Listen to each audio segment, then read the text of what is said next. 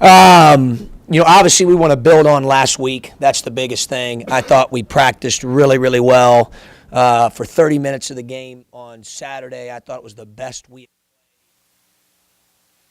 simultaneously in any Big Ten game. I was really proud of our guys' effort. I thought we played really, really well. A couple things here and there just ended up being the difference. And certainly a part of that is that they're really good and really deep and really old. But we laced them up and we played really hard. I was really proud of our guys with the toughness and togetherness piece. At one point we made 19 out of 27 field goals offensively through about a 20-minute stretch of the game against a really good defensive ball club per the numbers.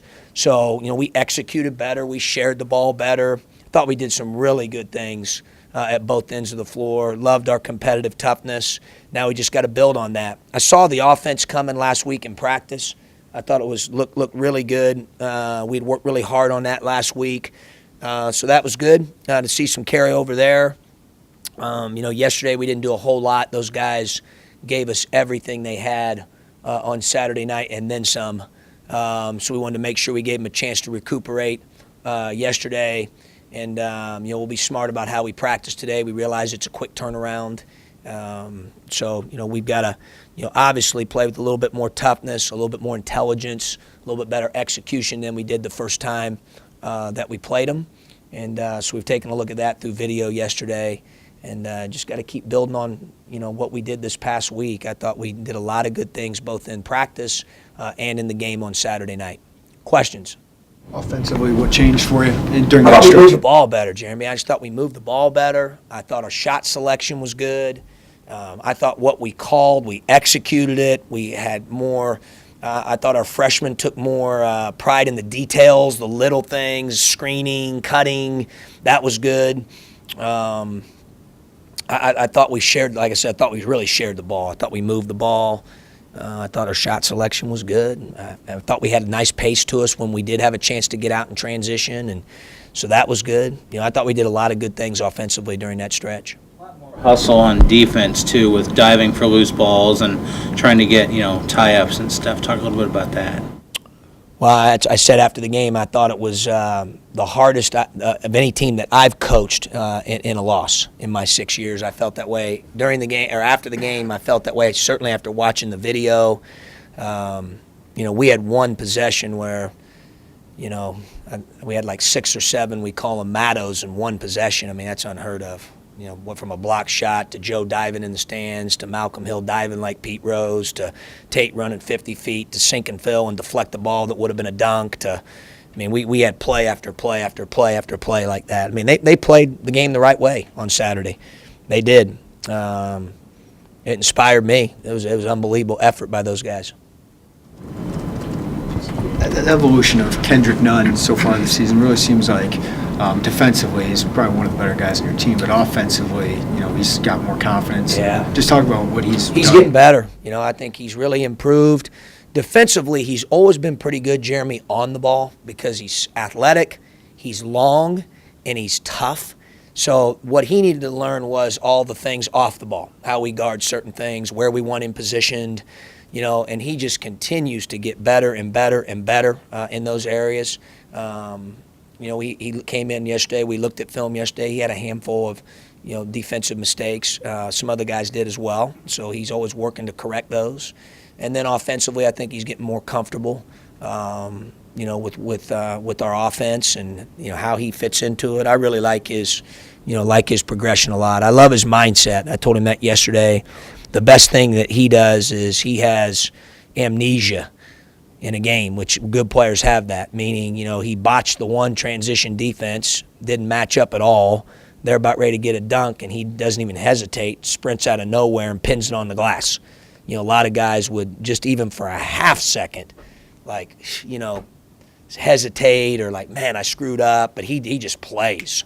He just has that ability, which is very unique for a freshman to get to the next play and just play the game for what it is and what's in front of him moment by moment.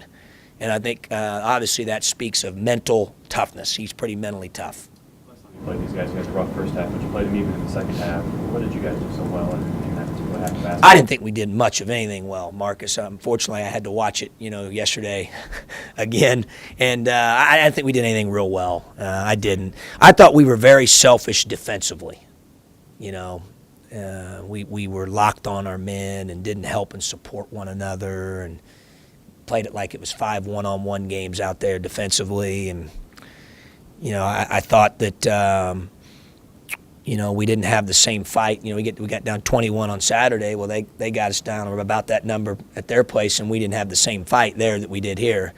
So maybe that's part of growth. But we didn't do a whole lot well, and give them a lot. They were terrific. I mean, they made a lot of shots, made a lot of plays, and played really, really well.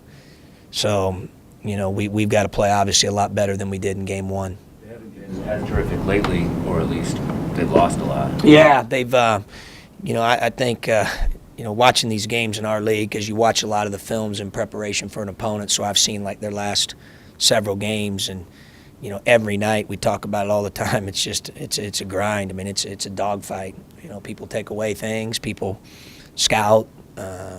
It's a play or two here or there that makes a difference in games, and the margin for error is small, I think, for everybody. We've talked about how small it is for us. Obviously, we know they're more than capable. They do have a lot of guys that can shoot the ball. Some of them haven't made as many from a percentage perspective as well as maybe they were going into game one, but we know they're capable. It's a one-game deal tomorrow night. So, really what has happened in the last, 5, 6, 7 games for them or us doesn't have a lot to do with it. It's 40 minutes tomorrow night, and you got to figure out a way to play better than they play, and they're trying to figure out a way to play better than we play. At the end of the day, it's almost a separate entity. But I try not to comment too much on other people's teams that ask me what's going on. I only know what's going on with my team. I've learned that. I'm not inside. That'd be a question for Coach Ryan. But we know they're more than capable. Coach, at the risk of you booing me, what did you hear the other night that I didn't hear? I'm pretty close to where you are. Where you. I don't want to get any more into that, Lauren.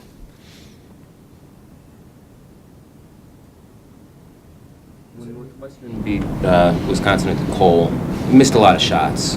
And when Northwestern beat you in Evanston, you just missed a lot of shots. Yeah. Thought the offense was fine. The shots just didn't go in. I did in that game.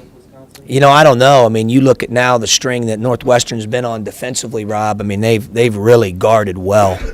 They keep it tight. They make you play over the top of them.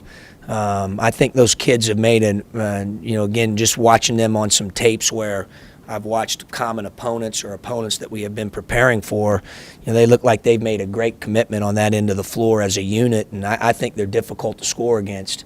Obviously that doesn't change my opinion of that particular night for us. I thought we missed a lot of shots, certainly at the rim, around the basket in that game, but it seems like it's been a pattern here after that game for them defensively, so you got to give them credit. You said the other day, I think leading up to the Iowa game, you wanted to continue to get consistency from your older guys, and those guys got to be pretty good for you guys to be successful. Did you see some of that the other night? Yeah, I think so. I mean, I thought guys were pretty consistent. I thought Joe played he played so hard, and he played, like a senior that wants to play for 5 more years. I was really proud of him, and obviously he produced at a high level. I thought his tenacity and toughness, and I mean he was terrific. I thought Nana was great defensively.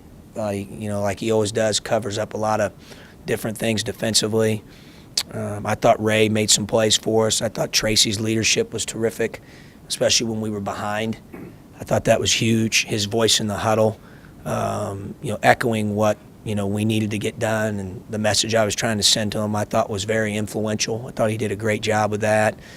I thought Iki gave us some good activity on the glass. He cramped up a little bit. Missed some shots here and there that I don't know.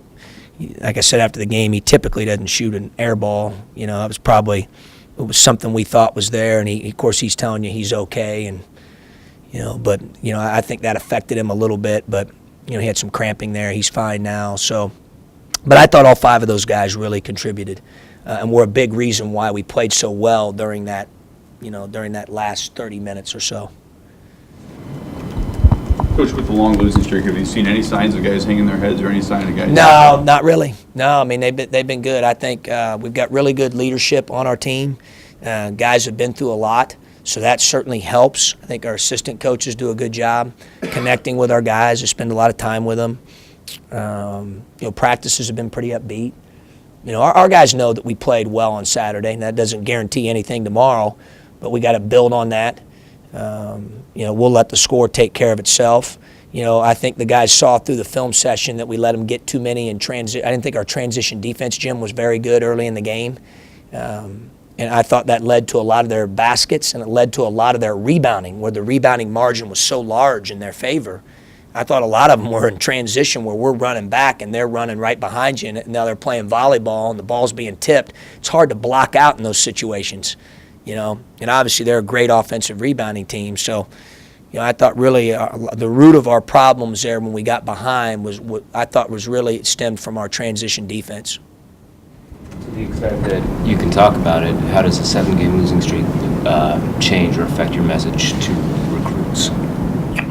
Well, it's no different. I mean, I talked to the guys, and the guys know this. Manny Jackson did a great job. Talking to our guys there on Friday night. I mean, we're positioned right where we were from the very beginning, knowing that we're going to do something special here. It's going to happen. It's not a matter of if, it's when. We just got to stay the course. The most important thing to me, Rob, is that we continue to develop a winning culture, and we have that.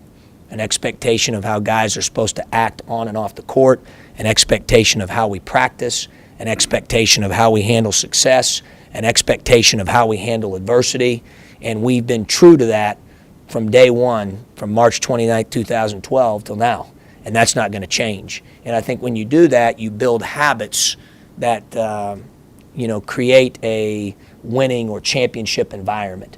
Obviously we're not there yet. And sometimes you have to go through adversity and be dealt cards that you have to learn how to handle that. And I think our guys have handled that very, very well. And I think at the end of the day, it's going to make us a lot stronger. Have you ever been part of a 7-game losing streak before? No. We have any Questions on the phone lines? This is Mark Tupper. A question, Coach, about John. John, I think about 75% of John's shots have been threes, and yet in the Indiana game, he put the ball on the floor, took it to the basket hard, and looked pretty good doing it. And I think the other night he might have done that 3 times and looked good doing it. He looks like he would be much more difficult to guard, and that is a part of his repertoire. Could you just comment on that? And is that something he's working on, or you guys working on with him? Are you coming over today, Tup? I'm not able to today. Okay, it's unfortunate. Because if you could interview him, I'd like for you to tell him that. Because I agree with you 100%. And he did it 2 times in the game the other night. Guys are closing out long on him. I thought he made a couple good plays. One was an M1. One he missed, but it was an aggressive play. I liked it. And I agree with you, Tup. I think he needs to do that more. Thank you. Thank you. Coach, this is Shannon. I have a question kind of on the Big Ten as a whole. It looks like the bulk of the league is really just separated by about 4 games. And I'm wondering, I think every year people say it's more competitive than others, but is it really that way this year? And why do you think that? Well, again, I said it at the very beginning, before the season even started, that I thought the depth of the league 1 through 12 was going to make it as good or better than it was last year. Now, it's easy for me to say, told you so, but told you so. I saw it coming. You can tell with the way guys coached their team last year. You could tell I felt like the bottom half teams were all going to be better when I looked at it based on who they had sitting out, based on the experience that guys had been able to get last year, based on recruiting, based on coaching. I see it. I felt it. And I think, it's played itself out that way. I really do believe on any given night, and that's why saying that to Rob about the game tomorrow night being a separate entity. I think anybody can beat anybody, any place, anywhere, at any time, depending on the night or the game. And And because of that, a lot of it comes down to how well do you play that night. How well does your opponent play that night? I think the margin for error is small. I think there's a lot of parity, top to bottom, 1 through 12. I think that's what makes our league very, very unique.